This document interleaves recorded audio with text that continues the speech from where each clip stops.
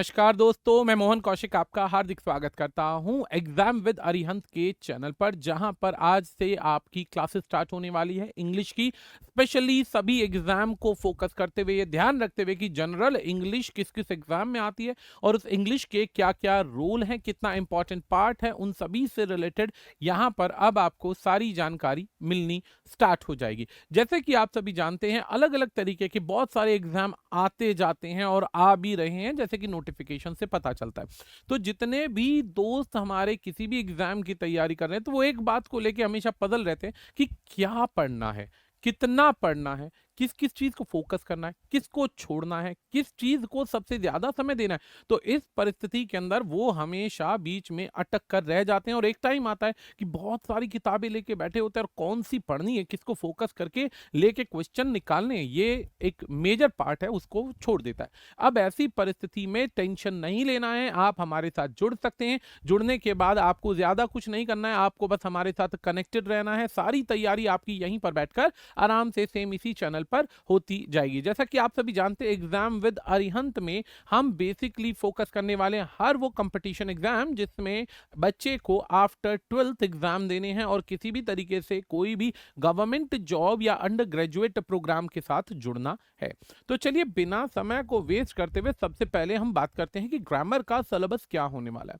Grammar का syllabus क्या होने वाला है, ये बेसिकली वो मेजर ग्रामर का सिलेबस है जो आपका 99.9% सभी एग्जाम्स में आता है। कुछ में एक दो टॉपिक्स कम हो जाते हैं, कुछ में एक दो टॉपिक्स बढ़ जाते हैं।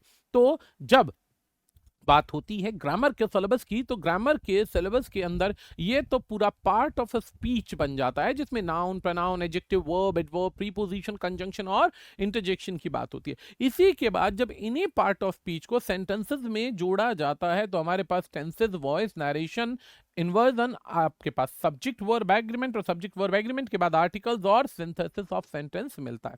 और भी बहुत सारे कंपोनेंट यहाँ पे देखने को मिलते हैं, इसमें कोई इशू नहीं है, देखने को मिलते हैं। धीरे धीरे जैसे जैसे आप आगे बढ़ते जाएंगे, हम बहुत सारे क्वेश्चंस और बहुत सारे प्रैक्टिस सेट्स आपके सामने डिस्कशन में लाते जाएंगे। अभी हम केवल बात कर रहे हैं ग्रामेटिकल सेक्शन की। तो आज की क्लास में हम सबसे पहला पॉइंट स्टार्ट करने वाले हैं नाउन का। ये नाउन का टॉपिक शुरू इसलिए किया जाता है क्योंकि ये सबसे इंपॉर्टेंट रोल प्ले करता है पूरी इंग्लिश को स्टार्ट करने में। जैसा कि आप सभी जानते हैं कि इंग्लिश में जब भी आप बात करेंगे तो कोई ना कोई सेंटेंस जरूर लिखना पड़ेगा, कोई ना कोई सेंटेंस जरूर लिखना पड़ेगा। तो जब भी कोई भी सेंटेंस लिखा जाएगा, आपको एक स्ट्रक्चर फॉलो करना पड़ेगा। अब जैसे हमारे को कोई भी सेंटेंस लिखना होता है तो हमें एक स्ट्रक्चर फॉलो करना पड़ता है, और वो स्ट्रक्चर क्या होता है? सब्जेक्ट आ गया, सब्जेक्ट के बाद आपके पास हेल्पिंग वर्ब आ गई, वर्ब आ जाता है, वर्ब के बाद ऑब्जेक्ट आ जाता है, एंड अदर पार्ट में कॉम्प्लीमेंट्स या बाकी चीजें जुड़ती जाती हैं। लेकिन ये सबसे इंपॉर्टेंट सेक्शन है किसी भी सेंटेंस में सब्जेक्ट को या सेंटेंस को लिखने का। अब सवाल आता है कि सर नाउन ही क्यों हर कोचिंग में या हर जगह सबसे पहले शुरू किया जाता है? तो सबसे पहला इंपॉर्टेंट पॉइंट ये है, सबसे पहला इंपॉर्टेंट पॉइंट ये है कि जब भी आप एग्जाम की तैयारी करते हैं, जब भी आप एग्जाम की तैयारी करते हैं, तो एक चीज ध्यान रखिएगा। आप जाहिर सी बात है सारे टॉपिक्स पढ़ेंगे। अब सबसे पहला टॉपिक सपोज कीजिए हम बात करते हैं आर्टिकल्स की। तो आर्टिकल्स का यूज अगर होगा तो केवल और केवल संज्ञा के लिए होगा। अगर आप संज्ञा ही नहीं समझ पाए तो आर्टिकल्स का यूज करने में समस्या आती है। अगर हम संज्ञा यानी आर्टिकल्स को भी छोड़ दें, नाउन को भी छोड़ दें, तो दूसरा पॉइंट आता है दोस्तों, किसी भी वाक्य को लिखने के लिए नाउन का इस्तेमाल अगर होगा तो केवल और केवल होगा वो सब्जेक्ट और ऑब्जेक्ट के स्थान पर, केवल और केवल होगा वो सब्जेक्ट और ऑब्जेक्ट के स्थान पर। अब जब कोई चीज सब्जेक्ट और ऑब्जेक्ट के स्थान पर यूज होगी तो वहां पर इस्तेमाल होगा आपका संज्ञा। संज्ञा हटेगा तो सर्वनाम आएगा। सर्वनाम कब आएगा? जब संज्ञा होगा। तो यह बात याद रखिएगा कि नाउन की पोजीशन सबसे ज्यादा इंपॉर्टेंट रोल प्ले करती है। अब सपोज कीजिए कहते हैं आप एडजेक्टिव यूज करना है, तो एडजेक्टिव भी मॉडिफायर होता है, और मॉडिफायर किसका होता है? संज्ञा का होता है। अब बात करें तो कोई भी प्रोनाउन अगर यूज होगा तो नाउन को हटा के होगा। प्रीपोजिशन अगर होगा तो वो पोजीशन केवल और केवल ऑब्जेक्ट की दिखाएगी, और ऑब्जेक्ट के स्थान पे जैसा कि आप सभी जानते हैं कि केवल और केवल क्या आएगा? संज्ञा आएगा। तो इसलिए जब ये सारे इंपॉर्टेंट कंपोनेंट्स आपके सामने आ जाते हैं, तो इन्हीं इंपॉर्टेंट कंपोनेंट्स को ध्यान में रखते हुए हम हमेशा ये प्रयास करते हैं कि एक विद्यार्थी को पूर्ण जानकारी मिले। और वो जानकारी मिलेगी कैसे? जब आप एक एक कंसेप्ट को हमारे साथ में सीखते जाएंगे। अब आ जाता है नाउन के बारे में। पहले थोड़ा सा हम बेसिक बताएंगे, फिर टाइप ऑफ क्वेश्चन दिखाएंगे, टाइप वाइज क्वेश्चन दिखाएंगे कि एग्जाम में अगर आपके सामने टाइप वाइज क्वेश्चन आ जाए या किसी भी तरीके से क्वेश्चन आ जाए तो चिंता नहीं करनी, घबराना नहीं है आपको। हम आपके साथ हैं, हम आपके साथ प्रैक्टिस कराएंगे, एक एक क्वेश्चन की डिटेल बताएंगे कि किस तरीके से एग्जामिनर बच्चे को फंसाने का प्रयास करता है, लेकिन बिना टेंशन के आप कैसे आसानी से सॉल्व कर सकते हैं उन क्वेश्चंस को, वो भी 10 सेकंड के अंदर अंदर। ये सबसे बड़ी चीज होने वाली है, ये बात याद रखिएगा। तो सबसे पहले वर्ड आता है हमारे पास डेफिनेशन का। अब डेफिनेशन की बात करते हैं तो सबसे पहला पार्ट आता है डेफिनेशन में, नाम रखने की कला। आपको पता है संसार में कोई भी चीज आती है तो सबसे पहले काम क्या किया जाता है? सबसे पहला काम होता है हम उस चीज को देख के उसको कोई एक नाम देते हैं, कोई एक रूप देते हैं, कोई एक पहचान देते हैं, ताकि वो पहचान ऐसी हो कि बच्चे को बार बार कंफ्यूज ना होना पड़े, बच्चे को बार बार पजल ना होना पड़े। तो इसी को कहते हैं नॉमेनक्लेचर। कोई भी चीज उसको नाम देना, नाम देने के लिए हमने डेफिनेशन निकाली नॉमेनक्लेचर। अब बच्चे को ये नाम वाली परिभाषा याद नहीं होती है, क्यों? क्योंकि बच्चे ने बचपन से क्या पढ़ा होता है? बच्चे ने बचपन से पढ़ रखा होता है the name of person, place, thing, quality, condition and action. यानी कि कोई भी चीज आपके सामने है, चाहे वो दिखाई देती है चाहे वो नहीं दिखाई देती है, महसूस होती है, उसके नाम को संज्ञा कहते हैं। अब यहां पर इसी परिभाषा को कंपटीशन लेवल पर हम क्या कहते हैं? हर वो चीज जो टेंजिबल है, यानी देखी जा सकती है। टेंजिबल का अर्थ होता है जिसे देखा जाए। अब देखा जा सकता है तो वो हो सकता है गिनी भी जाए, कई बार ऐसी भी टेंजिबल थिंग्स आती है जिनको नहीं गिना जा सकता। तो पहला वर्ड आता है टेंजिबल थिंग्स। टेंजिबल किसे कहते हैं? जिसे देखा जा सकता है। दूसरा आता है इनटेंजिबल, फेल्ट ओनली का पार्ट होता है दोस्तों, जिसको केवल आप महसूस कर सकते हैं, देख नहीं सकते, गिन नहीं सकते। तो पहला वर्ड टेंजिबल, दूसरा इनटेंजिबल। तीसरा पॉइंट आता है जिसके अंदर हम कंसीडर करते हैं, किसमें? यूनिट्स को कंसीडर करते हैं। यानी यूनिट में दो ही चीजें आती हैं, या तो वो मेजर होगी या वो काउंट होगी। मेजर और काउंट में दोनों में फर्क क्या है? मेजर होता है जिन चीजों को तोला जा सकता है।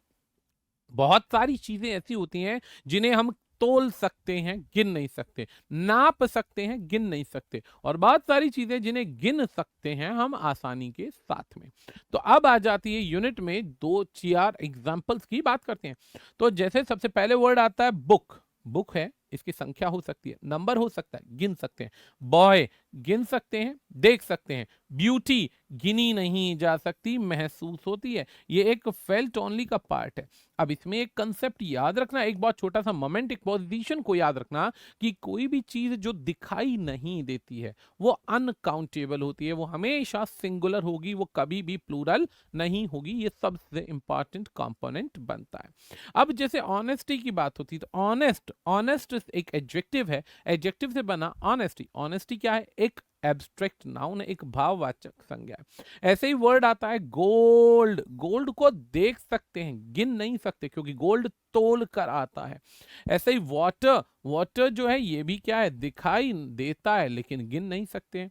ऐसे ही वर्ड आता है इंडिया, देश का नाम है। ज्यूरी, जजेस के समूह को कहते हैं। कमिटी, कमिटी भी क्या है? ग्रुप ऑफ मेंबर्स होता है। ऐसे ही समूह यानी ग्रुप देख सकते हैं। अब वर्ड आता है डिजायर। डिजायर क्या है? ये भी वही चार पार्ट हैं, यानी फीलिंग, एक्शन, क्वालिटी और स्टेट। अब ये चीजें दिखाई नहीं देती हैं, दिखाई नहीं देती तो ये अनकाउंटेबल। फायर, आग, गिन नहीं सकते। होप, उम्मीद, गिन नहीं सकते। होप यानी आशा लगाई जाती है। तो पहला कंपोनेंट हमारे पास यहां पर इस बात को दर्शाता है क्या? कि आपके पास संज्ञा है, तो सबसे पहले ये जानना जरूरी है कि आप इसके क्वेश्चन देखें तो इसके बेसिक कंपोनेंट्स को देखते चलें। तो हमने आज डेफिनेशन की बात करी, पहचान बताई कि ये संज्ञा क्या होता है। अब बात करें तो kinds of pronoun. Kinds of pronoun में हमारे पास 3 पार्ट या 5 पार्ट हैं। अब मैंने 3 भी बोला और 5 भी बोला। अब आप कहेंगे यार ये तो कंफ्यूज है टीचर। नहीं भाई, ऐसा नहीं है। मॉडर्न इंग्लिश के अंदर जब हम बात करते हैं मॉडर्न इंग्लिश की, ये बात याद रखिएगा, प्रॉपर नाउन और मटीरियल नाउन को एक साथ प्रॉपर में लिखा जाता है। मटीरियल नाउन नई किताबों से हटाया जा रहा है। दूसरी चीज, कॉमन नाउन और कलेक्टिव नाउन एक साथ लिखे जाते हैं। आज के दिन आप नई बुक्स खरीदते हैं, मॉडर्न इंग्लिश खरीदते हैं, तो मॉडर्न इंग्लिश में 3 ही नहीं नाउन बताए जा रहे हैं, प्रॉपर नाउन। अब इस प्रॉपर नाउन में आप मटेरियल नाउन को भी देखेंगे कई किताबों के अंदर, तो घबराना नहीं है। दूसरा कॉमन नाउन देखते हैं तो कलेक्टिव नाउन साथ आएगा, ये बात याद रखिएगा, ठीक है। और तीसरा आता है एब्स्ट्रैक्ट नाउन। एब्स्ट्रैक्ट नाउन, ये तीनों अब आते हैं, नॉर्मली पहले 5 पार्ट्स आते थे, अब 3 पार्ट आने लग गए हैं कुछ किताबों के अंदर, ये बात याद रखिएगा। खैर, सबसे पहला वर्ड आता है कॉमन नाउन। अब डिफरेंस समझना, कॉमन नाउन में होती है बात जातिवाचक संज्ञा की। जैसे मैंने बोला बॉय, तो बॉय क्या है, एक लड़का है, ये उसकी बेसिकली पहचान है। बॉय की अगर नाम बोले तो राम, श्याम, गीता, सीता, मोहन, रहीम या फैजा या अल फैजल, कोई भी नाम हो सकता है। तो बॉय, बॉय की जगह अगर मैंने यहाँ प्रॉपर नाउन में व्यक्तिवाचक में लिख दिया, सपोज कीजिए मैंने नाम लिख दिया राहुल, तो राहुल क्या है, एग्जैक्ट नाम है, और बॉय क्या है कि उसकी एक पहचान है, कॉमन नाउन है। ऐसे ही मैंने यहाँ पे कोई वर्ड लिख दिया, जैसे किताब का नाम लिख दिया द गीता, दा की जगह मैंने सिर्फ गीता लिखा। अब ऊपर मैंने गीता की जगह लिख दिया यदि बाइबल, तो बाइबल क्या हो जाएगा, बाइबल हो जाएगा आपके पास एक पुस्तक हो जाएगी। रामायण की बात करें तो रामायण एक पुस्तक हो जाएगी। सेम इसी की जगह आपने बाइबल की जगह यहाँ बुक लिखा, बाइबल तो नहीं आएगा, ये बुक हो जाएगा। बाइबल तो क्या हो गया, नाम हो गया। बुक क्या हो जाएगा, एक कॉमन जेंडर हो जाएगा, कॉमन नाउन हो जाएगा। इसी के बाद में अगर बुक्स का कलेक्शन अगर बात करें, गट्ठर की बात करें, तो स्टैक एक वर्ड है, STACK, स्टैक। अब ये वर्ड बच्चों ने नहीं पढ़ा होता, लेकिन स्टैक का मतलब क्या होता है, समूह, संगठन, किसका, किताबों का संगठन। सेम ऐसे ही अगर मैंने एक वर्ड बोल दिया मॉब, MOB, मॉब, तो भड़की हुई जनता, प्रोटेस्ट, प्रदर्शनकारियों की भीड़। मटीरियल नाउन की बात करते हैं, जब ऐसे ही मटीरियल नाउन की बात करते हैं तो मटीरियल नाउन में एक पहला वर्ड आता है गोल्ड, गिन नहीं सकते, दिखाई देता है। कॉटन, गिन नहीं सकते, दिखाई देता है। तो ये क्या है, ये मटीरियल नाउन है। एब्स्ट्रैक्ट नाउन में जैसे मैंने कहा हैप्पीनेस, एक वर्ड बोला हैप्पीनेस, तो हैप्पीनेस भी क्या हो गया, खुशी, ये एक भाववाचक संज्ञा है। अब आपको बेसिक से 2 चीजें समझनी है, फिर आगे के टाइप वाइज क्वेश्चन देखते चलते हैं। 2 चीजें समझिए, फिर टाइप वाइज क्वेश्चन देखते चलेंगे।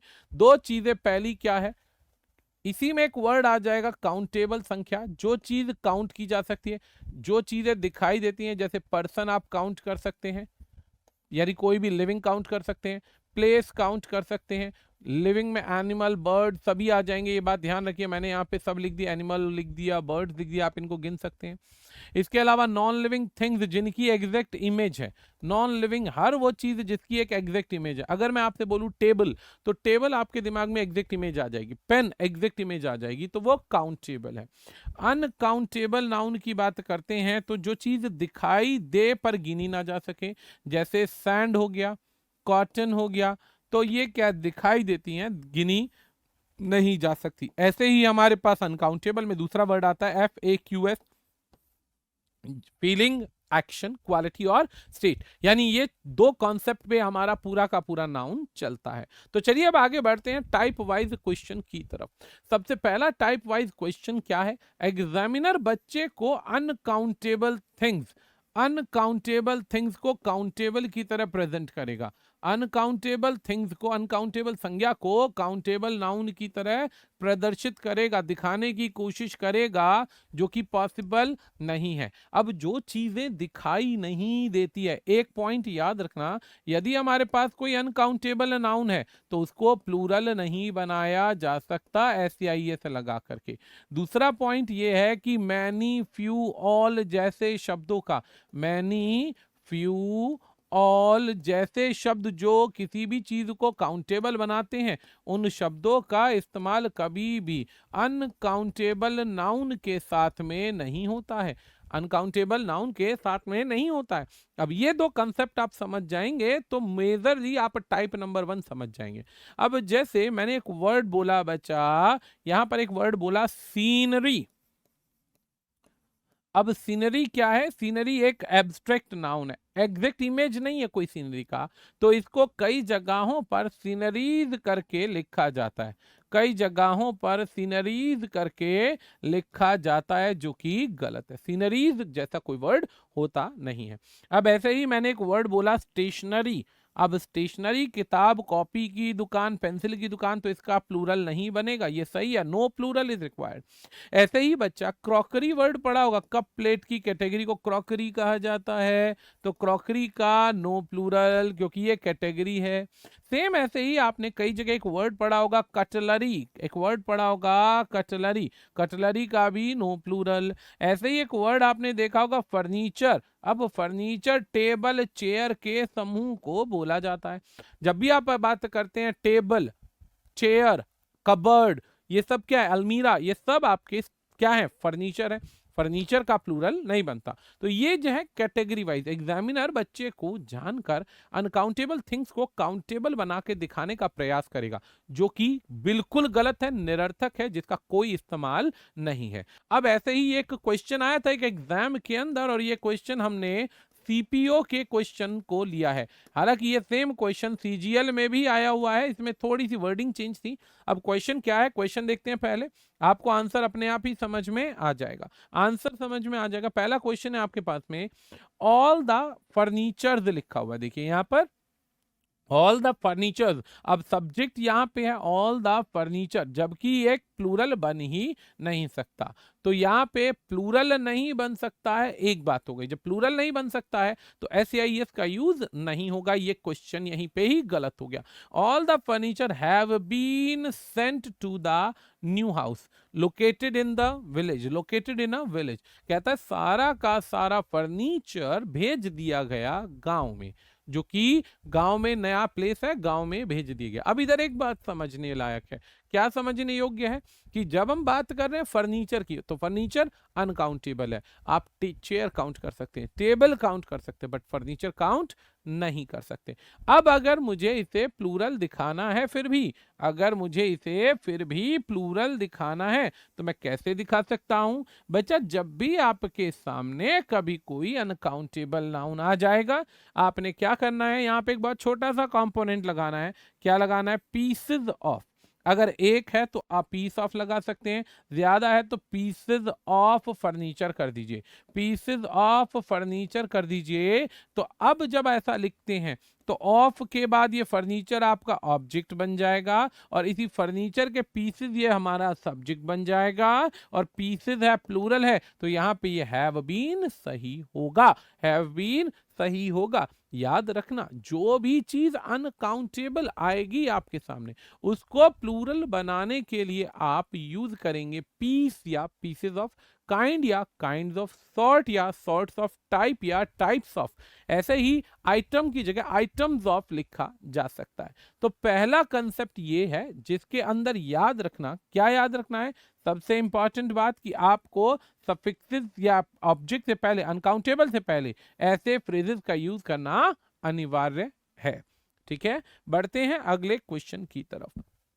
Question number 2, type number 2। अब ये टाइप नंबर 2 क्या है, अब ये टाइप नंबर 2 कहता है आपके पास नेक्स्ट प्रॉब्लम लेकर आएगा, जाहिर सी बात है। अभी हमने एक कंसेप्ट सीखा है, एक कंसेप्ट ने अनकाउंटेबल को काउंटेबल बनाया, दूसरा है list of always plural noun.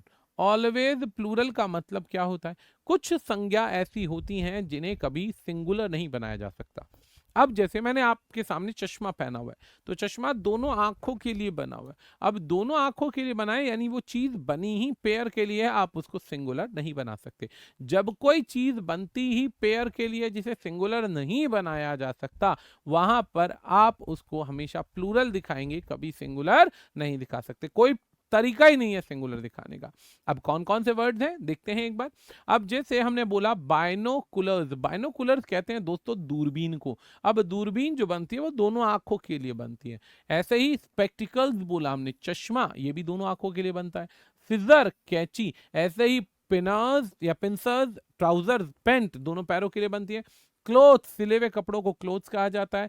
Pants हो गया, बिलोज हो गया, प्लायर्स हो गया, डिवाइडर, दो रोड़ों को बांटने के लिए डिवाइडर, ग्लासेस, टोंग्स, चिमटे को कहते हैं। तो ऐसे ये सारे के सारे वर्ड हैं जिसकी पीडीएफ आपको मिल जाएगी। इन वर्ड्स को ध्यान से बाय हार्ट पढ़ना है, क्योंकि ये वर्ड्स कभी भी प्लूरल नहीं बनाए जा सकते, जो चीज पेयर में आती है। अब एक बात देखिए, ईयरिंग लेने जाते हैं, महिलाएं लाती हैं ईयरिंग, तो कभी ऐसा होता है कि एक ईयरिंग ले आए, दूसरे की जरूरत ना हो, ऐसा नहीं होता। ईयरिंग चाहिए होगी तो दोनों कानों के लिए चाहिए होगी, ऐसा कोई सेंस नहीं बनेगा जहां पर हम ये बात करें कि एक सिंगल कान के लिए ईयरिंग का इस्तेमाल हो, ऐसा नहीं है। सॉक्स लेने जाएंगे तो पेयर में आएगी। सॉक्स के अलावा घड़ी की स्टेप्स बनती है, यानी कि पट्टा बनता है घड़ी का, तो उसे बांधने के लिए स्टेप्स को 2 पेयर होने जरूरी है, तभी बांध पाएंगे, नहीं तो नहीं बांध पाएंगे।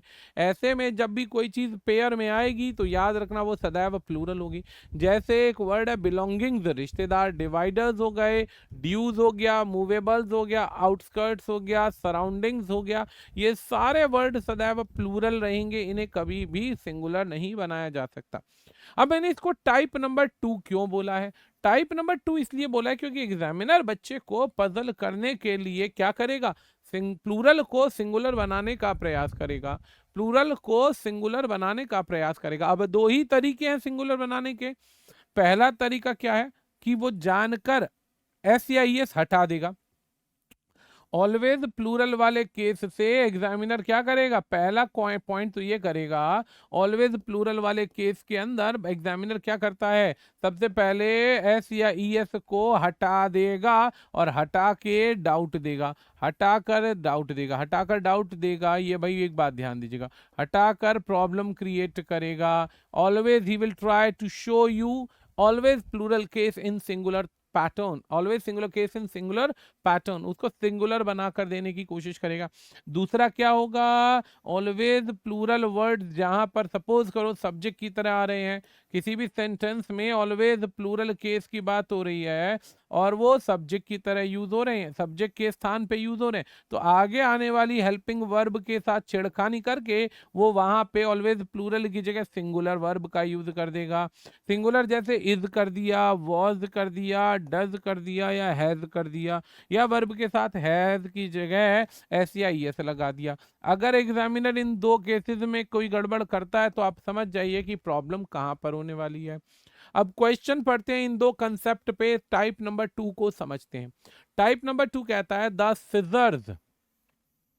अब सिजर्स कहते हैं कैंची को, जैसे कि आपने ऐसी कैंची देखी होंगी जिसके अंदर ये कुछ इस तरीके का सेक्शन है, इस तरीके का सेक्शन है, दो पेयर जुड़ेंगे तो जाके सिजर्स बनता है। अब एग्जामिनर कई बार बच्चे को सीजर लिख के दे देता है जो कि वर्ड ही गलत है, ऐसा कोई वर्ड ही नहीं है, तो यहाँ पे सिजर्स लिखा है, बिल्कुल ठीक है, इसमें कोई मिस्टेक नहीं है। अब सिजर्स कहता है कौन सी सिजर है, दैट यू आस्क फॉर, जो तुमने मेरे से पूछी थी या मांगी थी। अब ये दैट यू आस्क फॉर यानी जो तुमने मेरे से पूछी थी या मांगी थी। अब सिजर्स हो गया सब्जेक्ट, सब्जेक्ट के बाद चाहिए हमारे को क्या चाहिए, हेल्पिंग वर्ब चाहिए। सब्जेक्ट के बाद क्या चाहिए, हेल्पिंग वर्ब चाहिए। अब हेल्पिंग वर्ब चाहिए तो हेल्पिंग वर्ब किस क्या है, इज है। यानी कि पहली गलती क्या दे सकता था एग्जामिनर, ऑलवेज प्लूरल सेक्शन को सिंगुलर की तरह रिप्रेजेंट कर सकता था। अब सिंगुलर की तरह रिप्रेजेंट कर सकता था, एस हटाकर प्रॉब्लम देता, लेकिन एस तो लगा हुआ है यानी इसमें गलती नहीं। दूसरी मिस्टेक वो ज्यादा से ज्यादा क्या दे सकता है, दूसरी मिस्टेक दे सकता है, ऑलवेज प्लूरल के साथ में हेल्पिंग वर्ब सिंगुलर लगा देगा। अब सब्जेक्ट यदि प्लूरल है, अब सब्जेक्ट यदि प्लूरल है तो हेल्पिंग वर्ब सिंगुलर कैसे हो सकता है। ये कंसेप्ट याद रखना, एक इंपॉर्टेंट बात याद रखना कि नाउन का इंपॉर्टेंस लगभग पूरे सेंटेंस में बना रहता है। आप अपनी मर्जी से कोई भी वर्ड कहीं भी नहीं लिख सकते, ये बात ध्यान रखिएगा। तो सिजर्स की बात हो रही है, सिजर्स क्या है, ऑलवेज प्लूरल है, तो ऑलवेज प्लूरल है तो यहाँ इज ना आ करके आएगा are in the desk drawer. Desk यानी कि जिस डेस्क पे तुम बैठे हुए उसके ड्रॉर में है, इन द बेडरूम, और वो बेडरूम के अंदर ड्रॉर है भाई, ठीक है जी। तो हमारा एरर किस में बनेगा दोस्तों, एरर बनेगा बी पार्ट के अंदर। ये था टाइप नंबर 2। एग्जामिनर कुछ लिमिटेड टाइप के रूल्स ही देता है, कुछ लिमिटेड टाइप के सेक्शन ही दे करके बच्चे को पजल करता है, पजल होना नहीं है, ये बात ध्यान रखिएगा। टाइप नंबर 3, टाइप नंबर 3 हम प्रयास करेंगे कि नाउन के जितने भी टाइप्स हों सारे कवर हो जाएं। जितने भी बच्चे इस चैनल को जुड़ रहे हैं, चैनल को देख रहे हैं, ये बात ध्यान रखिएगा, ये सारे के सारे सिलेबस जो है भविष्य में ऑनलाइन क्लासेस की तरह आपके सामने आएंगे। ऑनलाइन क्लासेस में जो बच्चे जुड़ना चाहते हैं जल्दी से जल्दी चैनल को लाइक कर सकते हैं, सब्सक्राइब कर सकते हैं अपने चैनल को, वीडियोज को लाइक कीजिए और हो सके तो शेयर भी कर सकते हैं ताकि वो बहुत सारी चीज़ों को जानकारी दे। अब टाइप नंबर 3 क्या है, टाइप नंबर 3 को समझना थोड़ा सा पेचीदा काम है, क्योंकि बच्चे को अलग से बचपन में कुछ चीजें गड़बड़ पढ़ा रखी होती हैं। अब गड़बड़ है तो ध्यान से सुनना, चिंता नहीं करनी है। अब वर्ड आता है, क्वेश्चन है टाइप नंबर 3, ये बेस्ड ऑन कलेक्टिव नाउन है। बेस्ड ऑन कलेक्टिव नाउन है। अब ये कलेक्टिव नाउन क्या होता है? कलेक्टिव नाउन को हिंदी में कहते हैं समूहवाचक संज्ञा। समूहवाचक संज्ञा का मतलब क्या होता है? जब हम किसी संज्ञा को या जब हम किसी चीज का समूह बना के रख लेते हैं, ग्रुप बना के रख लेते हैं, और वो जो ग्रुप होता है वो बेसिकली 2 से लेके 200 या 2000 या 2 लाख चीजों का होता है, तो उसके लिए वर्ड आता है समूहवाचक संज्ञा यानी कलेक्टिव नाउन। अब वो कलेक्टिव नाउन की बात करें तो कौन कौन से कलेक्टिव नाउन है? याद रखना, कलेक्शन आप केवल 2 चीजों की कर सकते हैं। कौन कौन सी? या तो वो चीज लिविंग होनी चाहिए यानी जीवित होनी चाहिए, या वो चीज नॉन लिविंग होनी चाहिए, या वो चीज होनी चाहिए नॉन लिविंग। इन दो के अलावा कोई कंसेप्ट नहीं हो सकता। इन दो के अलावा कोई कॉन्सेप्ट नहीं हो सकता। या तो वो चीज क्या होगी? लिविंग होगी या नॉन लिविंग होगी। समूह बनाने के लिए चीज का दिखना अनिवार्य है, और दिखना अनिवार्य है तो इसी उसका समूह बन पाएगा। चलो जी, समूह बन गया। अब कौन कौन से समूह है? ये ब्लैक में जो वर्ड मैंने बोल्ड कर रखे हैं ये सब कलेक्टिव नाउन है। ये सब कलेक्टिव नाउन है। ये याद रखना, एसएससी के पेपर में खासकर, एसएससी के पेपर में खासकर इनसे रिलेटेड क्वेश्चन जनरेट होता है। सीपीओ के पेपर हो, एनडीए के पेपर हो, या कोई भी पेपर हो, एलडीसी हो गया या आपका सीजीएल हो गया, सीएचएसएल हो गया, इन सब में ये क्वेश्चन इस टाइप का बनता ही बनता है। अब जैसे क्या लिखा है, जैसे हमने कहा क्लास, तो क्लास एक क्लास है, इंडिविजुअल है, लेकिन क्लास बनती है विद्यार्थियों से, कॉयर गायकों से, बैंड म्यूजिशियन से, क्राउड जो बनता है वो बनता है जनता से। अब वो जनता कहीं ऑडियंस बन के बैठी हुई है तो वो भी क्राउड हो जाएगा, ये बात ध्यान रखना भाई, सिंपल सा पॉइंट है। अगला वर्ड है ग्रुप ऑफ डांसर्स। अब इसे ग्रुप ऑफ डांसर्स भी कह देते हैं, और इसी की जगह आजकल हम जो ज्यादा यूज करते हैं वो होता है ट्रूप। ट्रूप जो होता है, मैंने इसीलिए यहाँ पे स्लैश करके लिखा है, ट्रूप जो होता है डांसर्स का ग्रुप होता है, और ट्रूप को ही आर्टिस्टों का ग्रुप भी कहते हैं। वे लोगों के ग्रुप को ट्रूप कहा जाता है जो कहीं भी जा करके परफॉर्म करते हैं। आई रिपीट, क्या करते हैं? परफॉर्म करते हैं, ये बात ध्यान रखिएगा। अगला पॉइंट है स्टाफ ऑफ एम्प्लॉय। अब स्टाफ जो होता है 3 लोगों से लेके 3 लाख 4 लाख जैसे ग्रुप में भी बन सकता है, ग्रुप की कोई लिमिट नहीं। अब जैसे रतन टाटा की बात करें तो रतन टाटा की कंपनी में और उनसे कनेक्टेड जो लोग हैं डायरेक्टली और इनडायरेक्टली, वो 4 से 10 लाख के बीच में, मिनिमम 4 लाख जो एम्प्लॉयज की कंपनीज में वर्किंग है, छोटे बड़े सभी ओहदों पर, और मैक्सिमम जो है 10 लाख या हो गए जो भी उनके साथ में इनडायरेक्टली कनेक्टेड है। तो जब भी ऐसा कोई क्वेश्चन आपके सामने आएगा, जब भी कोई क्वेश्चन आएगा तो एक बात समझ लेना, ये सभी क्या है? कलेक्टिव नाउन है। आर्मी सोल्जर्स का ग्रुप होता है, क्रू जो होता है सेना के ग्रुप को क्रू कहा जाता है। गैंग तो आप जानते ही होंगे, चोर उचक्के गुंडे बदमाशों का ग्रुप। टीम होता है प्लेयर्स का, याद रखिएगा, प्लेयर्स के अलावा डॉक्टर्स की भी टीम होती है, डॉक्टर्स की भी टीम होती है। ऐसे ही पैक कह सकते हैं, पैक कहते हैं ग्रुप को, किसके? चोरों के ग्रुप को पैक कहा जाता है। थीव्स भी कह सकते हैं, पैक ऑफ वॉल्व्स भी होता है, ये बात याद रखिएगा। भेड़ और भेड़ियों के ग्रुप को, भेड़िए के ग्रुप को क्या बोला जाता है? भेड़िए के ग्रुप को बोला जाता है पैक। पैक का मतलब क्या होता है? किसी चीज का ग्रुप। ऐसे ही रेजिमेंट, ऑडियंस, ये सारे के सारे वर्ड बनते हैं कलेक्टिव नाउन।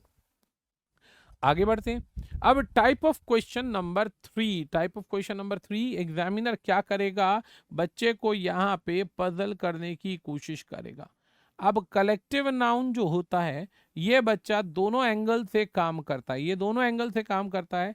यदि मिलकर पूरे ग्रुप की बात होगी यानी कि कॉम्पैक्ट एक्शन होगा, यानी कि सब मिलकर एक ही काम कर रहे होंगे, या सबको एक सिंगल यूनिट की तरह दिखाया जाएगा, कॉम्पैक्ट दिखाया जाएगा, यानी एग्जामिनर उस पूरे वाक्य में एक उस कलेक्टिव नाउन को सिंगल यूनिट दिखा रहा है, तो सिंगल यूनिट दिखा रहा है तो आगे वह सिंगुलर वर्ब ही लेगा।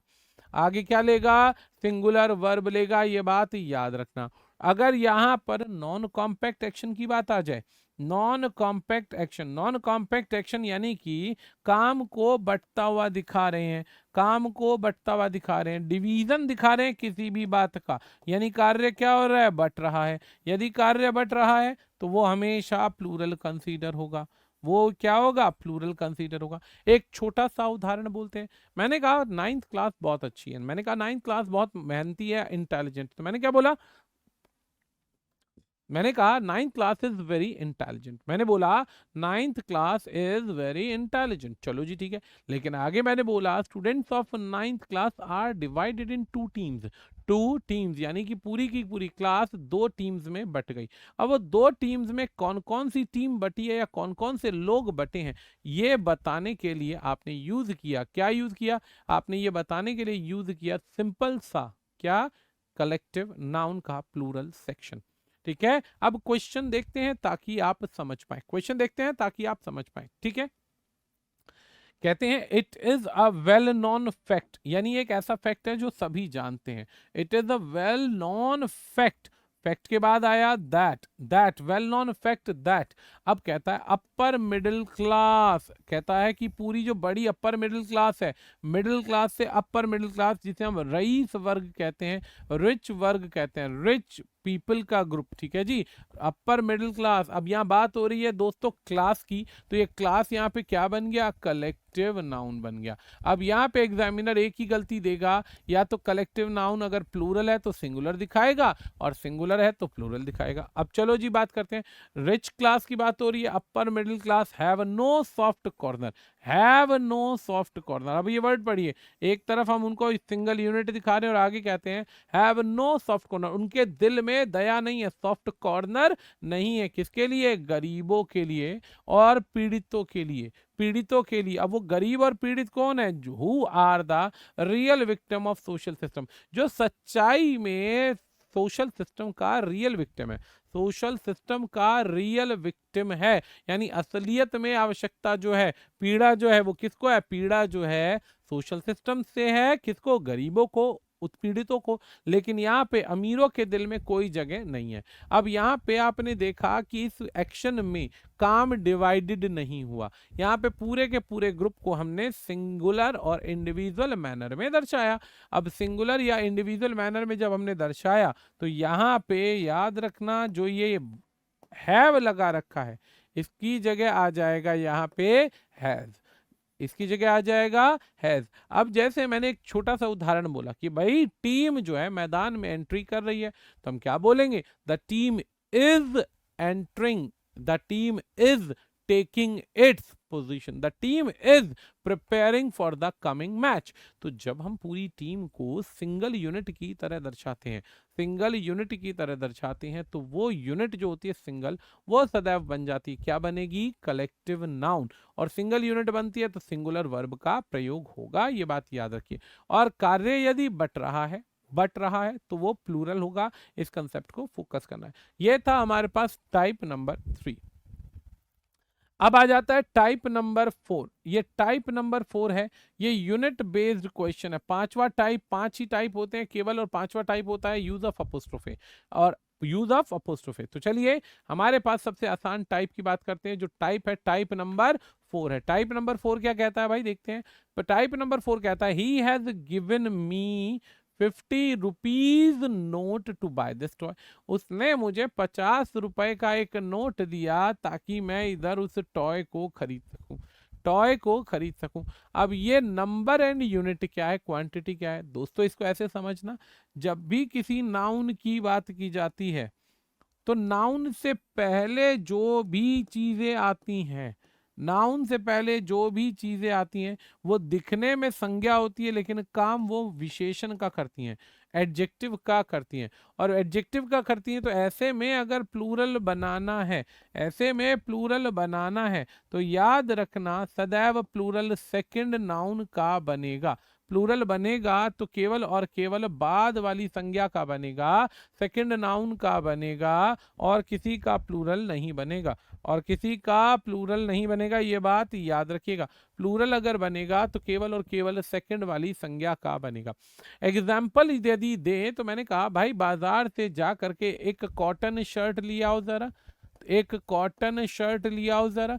अब हमने एक वर्ड बोल दिया कॉटन और दूसरा हमने जोड़ दिया शर्ट, एक वर्ड बोल दिया कॉटन और दूसरा वर्ड बोल दिया शर्ट। अब यहाँ पे दो वर्ड है, यहाँ पे दो वर्ड है, एक वर्ड है कॉटन और दूसरा वर्ड है शर्ट। अब जब भी ऐसा कोई क्वेश्चन हमारे सामने आता है तो सोचिए, बाजार से आप कॉटन तो नहीं लाएंगे ना, कॉटन की शर्ट या शर्ट्स लाएंगे।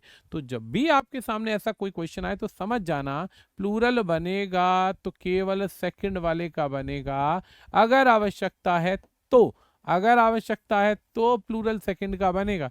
दोनों का प्लूरल नहीं बनता है, केवल एक ही केस है दोनों के प्लूरल के लिए, वो हमने आगे क्वेश्चन दिया हुआ है। केवल एक ही केस है, अदरवाइज उसका क्वेश्चन हमने दे रखा है।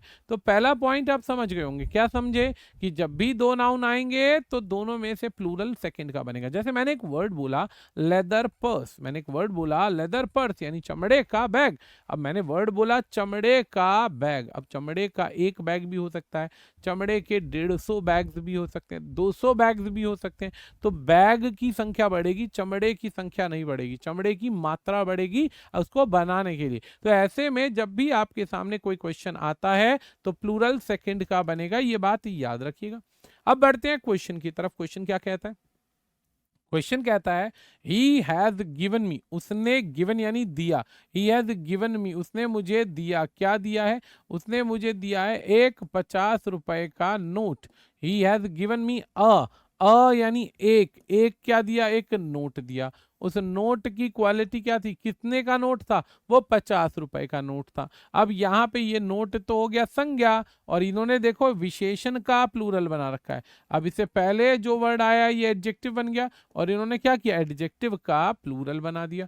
अब जब इन्होंने एडजेक्टिव का प्लूरल बना दिया तो ये बिल्कुल गलत है, ये सरासर बिल्कुल गलत है, ये सही नहीं हो सकता। अब हमें इसे ठीक करने के लिए क्या करना पड़ेगा, संज्ञा से पहले आने वाले विशेषण का कभी प्लूरल नहीं बनता है। संज्ञा से आने वाले पहले विशेषण अगर आ जाए, कोई भी संज्ञा से पहले अगर क्वालिटी दिखाने वाला वर्ड आ जाए तो उसका प्लूरल कभी नहीं बनेगा, ये बात याद रखिएगा। तो सही आंसर क्या बनेगा, सही आंसर बनेगा आपका he has given me 50 rupees, a note of 50 rupees, या आप 50 रुपी नोट लिखेंगे, आप 50 रुपी नोट लिखेंगे। अगर मैंने कहा कि उसने मुझे काफी सारे नोट्स दिए, काफी सारे 50-50 के नोट्स दिए, तो नोट्स की संख्या बढ़ेगी, 50 तो उसकी यूनिट है, 50 तो उसकी यूनिट है। तो आप क्या लिख सकते हैं, he has given me some notes of, some notes of 50 rupees, या सम 50 रुपी नोट्स, बहुवचन बनेगा तो अंत का बनेगा। सेम ऐसे ही अगला सवाल है भाई यहाँ पे, it is a 3 year degree course. अब अपने पास में फिर से वही चीज आ गई, 3 इयर्स कर दिया और डिग्री का कोर्स है, 3 ईयर डिग्री कोर्स। अब डिग्री कोर्स हो गया संज्ञा, और संज्ञा से पहले प्लूरल इन्होंने क्या कर रखा है, 3 इयर्स का लगा रखा है। दिखने में ये नाउन है, actual the functioning of that noun is plural, और and it is not acceptable, यानी कि यहां पर जो संज्ञा को दे रखा है इन्होंने प्लूरल बना के दे रखा है, जो कि स्वीकार नहीं किया जाएगा, ये गलत है। ऐसी परिस्थिति में क्या लिखना है, 3 year degree course is the right answer, 3 year degree course is the right answer, ये बात याद रखना है। तो ऐसे में जब भी संज्ञा से पहले कोई वर्ड आएगा तो प्लूरल अगर आवश्यकता है तो अंत का बनेगा, नहीं तो अंत वाली संज्ञा का बनेगा, अन्यथा प्लूरल नहीं बनेगा। अगला सवाल है, ट्रेन आफ्टर ट्रेन, एक के बाद एक train are being cancelled because of thick fog, सर्दी बढ़ गई, बहुत ज्यादा धुंध हो गई, बहुत ज्यादा फॉग हो गया, बहुत ज्यादा फॉग हो गया। अब जब बहुत ज्यादा फॉग हो गया तो एक के बाद एक ट्रेन को कैंसिल किया गया लगातार फटाफट। अब जब बात आती है कभी भी आपके सामने ऐसी, तो अब एक बात याद रखिएगा, एक के बाद एक की बात हो, यदि noun plus preposition plus noun की बात हो, noun plus preposition plus noun की बात होती है, तो ऐसी परिस्थिति में एक बात याद रखना, अगर दोनों संज्ञा सेम है, यदि दोनों संज्ञा सेम है तो उसका प्लूरल नहीं बनेगा। इफ सेम, अगर सेम है तो ऑलवेज सिंगुलर, यानी वो संज्ञा अगर सेम है तो वह सदैव सिंगुलर रहेगी, वह कभी प्लूरल नहीं रहेगी, वह कभी प्लूरल नहीं रहेगी। अब प्लूरल नहीं रहेगी तो यहाँ पे गड़बड़ी देखिए, ट्रेन आफ्टर ट्रेन, एक ट्रेन के बाद दूसरी ट्रेन को कैंसल किया गया, तो कैंसल किया गया तो आर का जो प्रयोग है ये गलत हो जाएगा, सही प्रयोग बनेगा इसका। इसी से रिलेटेड आपके एलडीसी में यानी लोअर डिविजनल क्लर्क में एक क्वेश्चन पूछा गया था कि एक के बाद एक महिला ने स्वीकार किया कि उनके साथ हिंसा होती है परिवार में, एक के बाद एक महिला ने स्वीकार किया। अभी ये बेसिकली न्यूज़पेपर में क्वेश्चन आया था, स्टेटमेंट आया था, और इसी स्टेटमेंट से एक तो DSSB के एग्जाम में ये क्वेश्चन दिया गया और यही क्वेश्चन एलडीसी के साथ साथ CHSL में दिया गया, जिसमें बोला गया एक के बाद एक महिला ने स्वीकार किया कि उनके साथ परिवार में हिंसा होती है, उनके साथ परिवार में हिंसा होती है। तो क्या लिखा गया, women after women accepted the story of violence against them at home. तो ये बात याद रखिएगा, एक के बाद एक महिला ने स्वीकार किया तो कोई प्लूरल नहीं बनेगा, ये बात याद रखिएगा, ऑलवेज सिंगुलर होगा। तो इस तरीके से टाइप नंबर 4 भी समाप्त होता है और अंतिम वर्ड आता है, यानी नेक्स्ट क्वेश्चन आता है, नेक्स्ट टाइप नंबर नेक्स्ट, यानी कि बेस्ड ऑन अपोस्ट्रोफे। अपोस्ट्रोफे क्या होता है दोस्तों, संज्ञा में अपोस्ट्रोफे सबसे इंपॉर्टेंट रोल प्ले करता है। जब भी आप संज्ञा पढ़ते हैं तो संज्ञा में अपोस्ट्रोफे सबसे इंपॉर्टेंट रोल प्ले करता है। अपोस्ट्रोफे क्या है, इसी से ही मैक्सिमम एग्जाम में क्वेश्चन बनते हैं। अपोस्ट्रोफे कहते हैं इसको, यानी एक ऊपर कॉमा लग जाता है और एस लग जाता है। इसका इस्तेमाल एक्चुअल में नाउन पढ़ाते समय पॉजिटिव केस में किया जाता है। अब ये पॉजिटिव केस क्यों, संबंधवाचक नाउन या संज्ञा या केस कहा जाता है, एक नाउन का दूसरे से संबंध दिखाना। याद रखने योग्य बात है, कुछ चीज़ों की बेसिक एक दो पॉइंट बताते हैं। जैसे मैंने कहा, एक छोटा सा वर्ड बोला दोस्तों, राम्स बैग, एक छोटा सा वर्ड बोला मैंने, राम्स बैग। अब हिंदी इसकी बनती है राम का बैग। अब मैंने हिंदी बनाई, क्या बनाई, राम का बैग यानी बस्ता आप कह सकते हैं, बैग यानी बस्ता कह सकते हैं। चलो जी, राम का बैग यानी बस्ता हमने चलो बोल दिया वर्ड, चलो जी ठीक है। अब बात आती है क्या, कि क्या मैं इसको ऐसे लिख सकता हूं, बिल्कुल लिख सकते हैं, अपोस्ट्रोफे का प्रयोग संबंध दिखाता है। आप इसको रिवर्स भी कर सकते हैं, क्या लिख सकते हैं, the bag of Ram, the bag of Ram. जब आप ऐसे लिखेंगे तो अपोस्ट्रोफे का प्रयोग खत्म हो जाएगा, हिंदी सेम रहेगी, अपोस्ट्रोफे का प्रयोग खत्म हो जाएगा। इसी की जगह आप ऐसे भी लिख सकते हैं, राम के बहुत सारे बस्तों में से एक, तो आप ऐसे भी लिख सकते हैं, अ बैग ऑफ राम्स। अब इसके दो अर्थ बनते हैं, अब इसके दो अर्थ बनते हैं। एक अर्थ क्या बनता है, एक अर्थ बनता है राम के बहुत सारे बैग्स में से एक बैग, या ये कहिए कि बहुत सारे लोगों के बैग थे, उनमें से एक का बैग है और उसका नाम राम है। तो आप ऐसी परिस्थिति में ये यूज कर सकते हैं, ये भी ठीक है। अब आपने एक पॉइंट समझा, क्या समझा, कि अपोस्ट्रोफे का यूज रिलेशन के लिए होता है। अब सवाल देखते हैं, संबंध दिखाने के लिए टाइप नंबर 4 देखते हैं। हमारा मेन एजेंडा ये है कि बच्चे को थोड़ा थोड़ा सा हिंट देते चलेंगे, उससे रिलेटेड क्वेश्चंस दिखाते चलेंगे, ताकि बच्चे के डाउट हमेशा के लिए खत्म हो जाए। अब सवाल क्या है भाई, देखते हैं। आफ्टर द ब्रीफ अपीयरेंस, पूरी तरीके से व्यक्ति की अपीयरेंस के बाद में, बिफोर द वेटिंग क्राउड्स, पहली बात तो क्राउड होता है, क्राउड्स नहीं होता है, क्राउड होता है, क्राउड्स नहीं होता है। लेकिन जब अलग अलग सेक्शन के अलग अलग हिस्सों में, अलग अलग सेक्शन के अलग अलग हिस्सों में, देश के अलग अलग हिस्सों में भीड़ इकट्ठी हो जाती है, तो कलेक्टिव नाउन का भी प्लूरल बन सकता है, ये बात याद रखिएगा। तो कहता है after the brief appearance before the waiting crowd, इंतजार करती हुई जितनी भी देश की भीड़ थी उनके सामने उसने brief appearance the. He was taken, उसको ले जाया गया, उसको ले जाया गया किसके पास, टू द गवर्नर के पास ले जाया गया या गवर्नर के चैम्बर के पास ले जाया गया। अब यहाँ पे दो संज्ञा आ गई, यहाँ पे दो संज्ञा आ गई, दोनों ही एक दूसरे को संबंध नहीं दिखा रही है, संबंध नहीं दिखा रही है। यहाँ बात हो रही है का के की के, यानी लेके गए हम किसको, आफ्टर द ब्रीफ अपीयरेंस, यानी बंदे को लेके गए गवर्नर के चैम्बर में, गवर्नर के चैम्बर में, ठीक है। For the swearing in ceremony, यानी ऑथ सेरेमनी, प्लेज सेरेमनी या स्वेरिंग, यानी कि जब वचन दिया जाता है वोट या इलेक्शन में जीतने के बाद कोई व्यक्ति पोस्ट पर बैठता है, तो पोस्ट पर बैठने के बाद में एक वचनबद्ध होने के लिए उसे कस्में दी जाती है, कस्में दी जाती हैं, ये बात याद रखिएगा। तो जब एक संज्ञा का दूसरी संज्ञा से संबंध दिखाना है तो हम क्या लिखेंगे, पहले लिखेंगे गवर्नर, गवर्नर का चैम्बर, का चैम्बर के लिए अपोस्ट्रोफे एस लगाया और एस के बाद में हमने वर्ड यूज किया चैम्बर, हमने यूज किया चैम्बर, तो हमने वर्ड क्या लिखा, गवर्नर्स चैम्बर, गवर्नर के चैम्बर ले जाया गया for the swearing in ceremony, कसम खाने के लिए। अब होता है ना कि जब भी किसी व्यक्ति को किसी सरकारी पोस्ट पर, ओहदे पर बिठाया जाता है तो उसको प्रॉमिसेस करने पड़ते हैं अपनी गवर्नमेंट से, that I will do everything in a positive and honest manner which will be useful for the people और पब्लिक, यानी फॉर माई इलेक्टोरेट, यानी जितने भी लोग हैं उनके लिए वो बेहतर काम करेगा। तो ये है एक संज्ञा का दूसरे संबंध। तो एक काम कीजिएगा, इधर अपोस्ट्रोफे एस लगाइएगा और ये बन गया सी पोर्शन। ये वाला जो क्वेश्चन है असलियत में बैंकिंग के एग्जाम्स में यूज किया गया था। बैंक एग्जाम में स्पेशली एसबीआई के मेंस में, एसबीआई के प्री पेपर में ये पूछा गया था, मेंस बाय मिस्टेक निकला, प्री में ये पूछा गया था। तो ऐसे क्वेश्चन जब आएंगे तो आपको समझना है कि कैसे बढ़ना है, कैसे नहीं बढ़ना। अब आ जाती है कुछ क्वेश्चंस की प्रैक्टिस। अब यहाँ पे कुछ प्रैक्टिस क्वेश्चंस है भाई। कुछ क्वेश्चन मैंने फिल इन द ब्लैंक्स के दिए हैं, 3-4-5 क्वेश्चन हमने एरर्स के दिए हैं, कुछ क्वेश्चन हमने सेंटेंस इंप्रूवमेंट के दिए। प्रयास करेंगे इस 1 घंटे के सेशन में, 1 घंटे के लेक्चर में सारी चीजों को डिटेल में हम डिस्क्राइब कर दें। तो पहला वर्ड आता है ऑर्डर या ऑर्डर्स, हैव या हैज बीन इशूड, इशू कर दिए गए फॉर हिज ट्रांसफर, उसके ट्रांसफर के लिए दूसरे डिस्ट्रिक्ट में, दूसरे जिले में भेजना था, दूसरे जिले में भेजना था, तो उस जिले में भेजने के लिए ऑर्डर्स पास कर दिए गए। चलो जी कि भाई जाओ और तुम उस डिस्ट्रिक्ट में जाकर रहना शुरू कर दो, जॉब शुरू करो। अब 2 वर्ड आते हैं, पहला वर्ड आता है ऑर्डर और दूसरा है ऑर्डर्स। अब यहाँ पे 2 वर्ड है।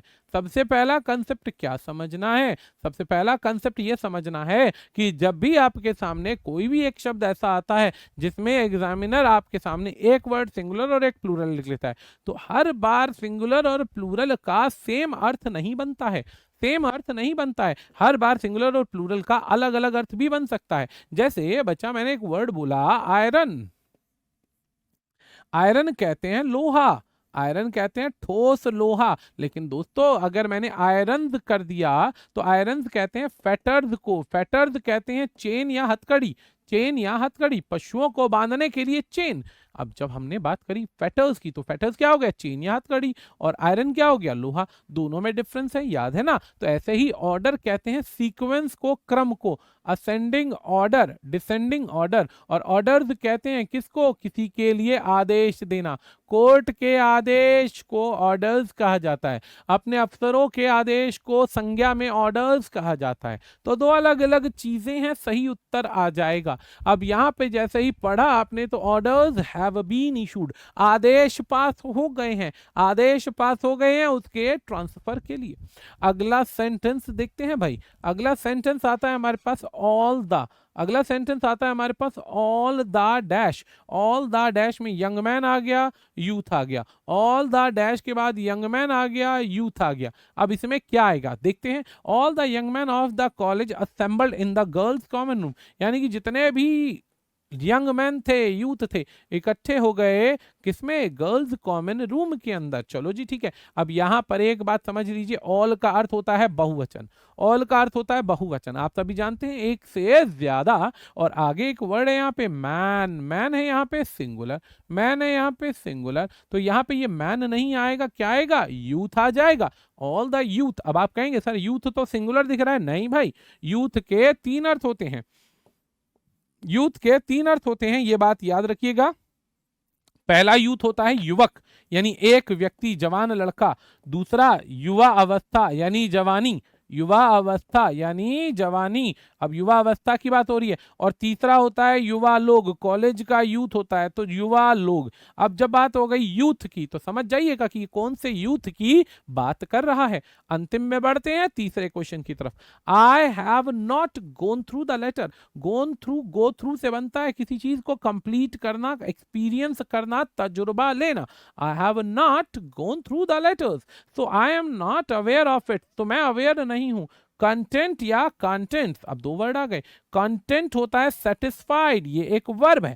कंटेंट होता है सेटिस्फाइड, ये एक वर्ब है। और कंटेंट्स होता है उसमें लिखे हुए प्रोडक्ट्स या उसके इसके अंदर के हिस्से। तो सही वर्ड कंटेंट्स बनेगा, कंटेंट नहीं बनेगा। इस प्रकार से फिल इन द ब्लैंक्स की क्वेरीज खत्म हुई। आगे बढ़ते हैं कुछ क्वेश्चन के साथ में। यहाँ पे कुछ क्वेश्चन सेंटेंस इंप्रूवमेंट के क्वेश्चन है। आज आपके साथ में 5 सेंटेंस इंप्रूवमेंट के क्वेश्चन डिस्कस कर देंगे। 5 से 7 क्वेश्चन बचे हुए क्वेश्चन होम असाइनमेंट के लिए आप हमारे टेलीग्राम चैनल से डाउनलोड कर सकते हैं। आप हमारे टेलीग्राम चैनल से डाउनलोड कर सकते हैं और टेलीग्राम चैनल का जो लिंक है नीचे आपको दिखाई दे रहा होगा, उसका लिंक हमारे वीडियो के अंत में मिल जाएगा। ये बात ध्यान रखिएगा। क्वेश्चन है हमारे पास सेंटेंस इंप्रूवमेंट का, कहता है कि बहुत सारी कॉन्वर्सेशन में से एक कॉन्वर्सेशन में उसने मुझे बताया, बहुत सारी बातें हुई, अलग अलग प्रकार की बहुत सारी बातें हुई, उनमें से एक बात में उसने मुझे बताया कि उसने अपने पति को खो दिया बस एक्सीडेंट में। एक बस एक्सीडेंट हुआ और उसके पति यहां से चल बसे यानी समाप्त हो गए। बहुत सारे एक्सीडेंट, बहुत सारी बातें हुई और उसमें से एक में बताया। पहली बात याद रखिएगा कि दिया गया अंडरलाइंड पार्ट जो है ये आपको चेक करना है, देखना है सही है या गलत है, सही है या गलत है। यदि ये गलत है तो इसको ठीक करके लिखना है, एबीसी में से रिप्लेस करना है, और यदि ये सही है तो नो इंप्रूवमेंट की आवश्यकता है, नो इंप्रूवमेंट आवश्यकता है। अब सेंटेंस को पढ़ा हमने तो एक पहले सबसे पहला नियम पढ़ा कि बच्चा जब भी हम बोलते हैं बहुत सारी चीजों में से एक, बहुत सारी चीजों में से एक, तो हमने वर्ड यूज किया one of the. One of the यानी बहुत सारी चीजें, उनमें से एक को फोकस करना है, एक को फोकस करना है। और उसके बाद में हमने लिखा सिंगुलर वर्ब।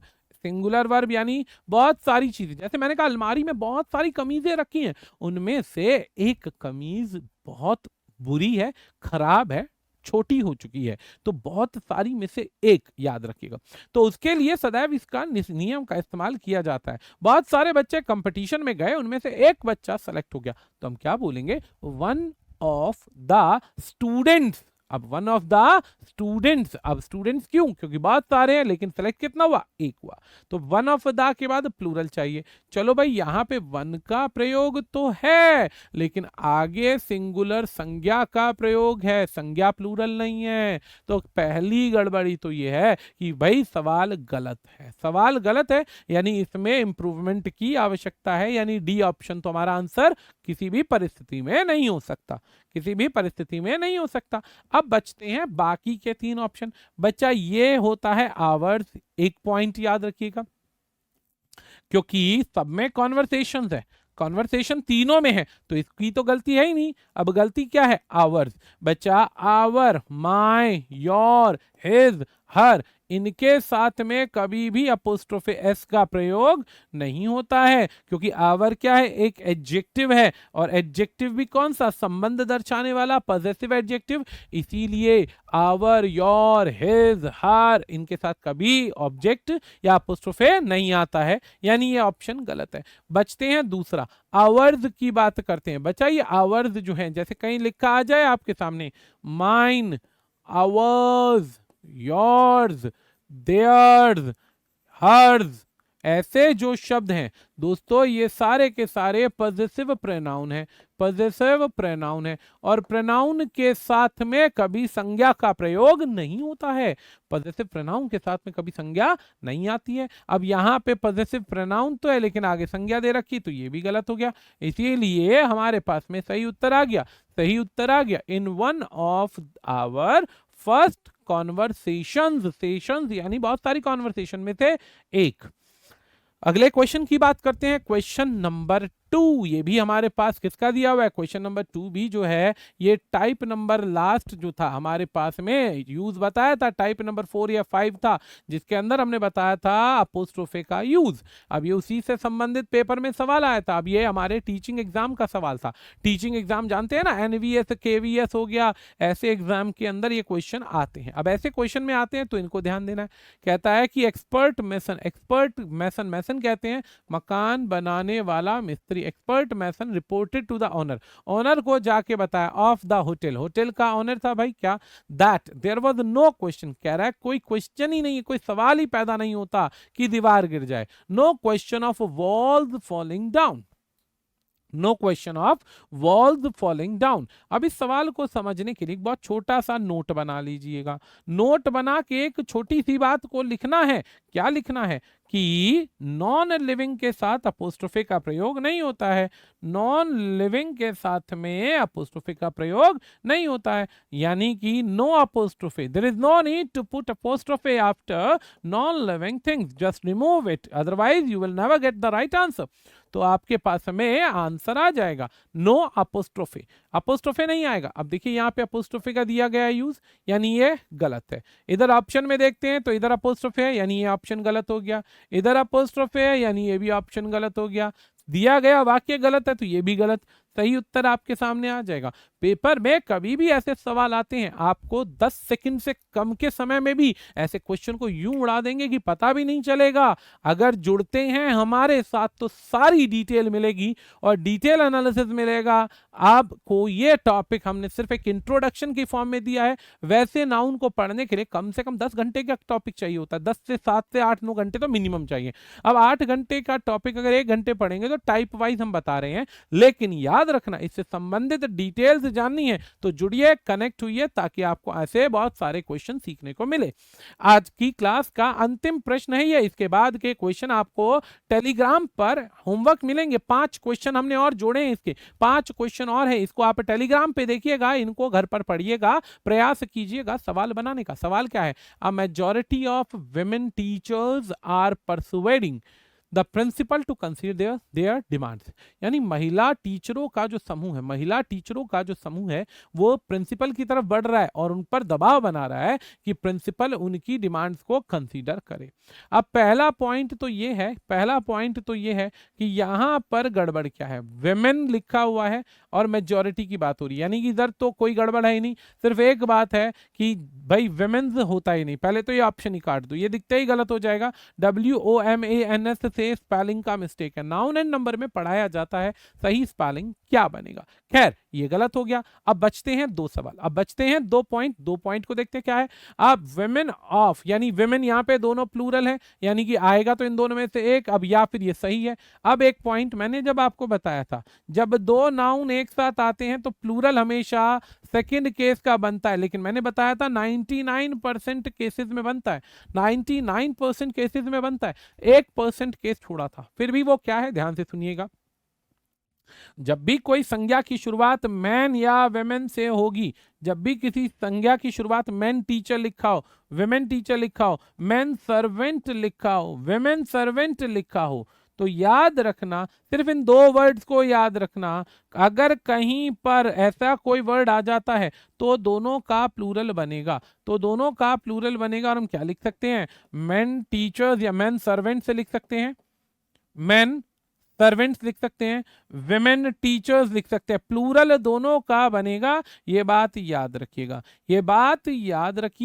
कभी भी किसी भी सिचुएशन में ऐसा कोई केस नहीं बनेगा जहां पर आप सेकंड का प्लूरल ना बनाए या फर्स्ट का ना बनाए, दोनों का प्लूरल बनेगा। और इसके अलावा पूरी संज्ञा में ऐसा कोई कंसेप्ट नहीं है जहां पे दोनों का प्लूरल बने। तो आज की क्लास में हमने संज्ञा के बहुत सारे क्वेश्चन सीखे। इन क्वेश्चंस में हमने प्रयास किया लगभग सभी प्रकार की डिटेल्स को बच्चे से डिस्कस करने का।